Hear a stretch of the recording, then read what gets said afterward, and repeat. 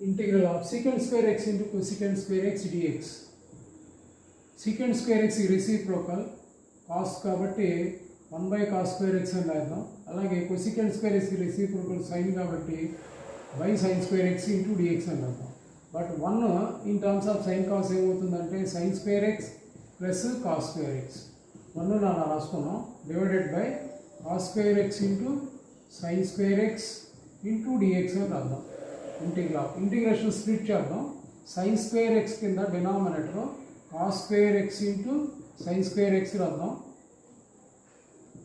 into dx plus integral of cos square x by మళ్ళీ cos square x into sin square x into dx రాద్దాం. ఒక sin square x cancel, cos square x cancel. 1 by cos square x అంటే ఏమవుతుందంటే ఇది secant square x అవుతుంది. Plus ఇది 1 by sin square అంటే cosecant square x dx అవుతుంది.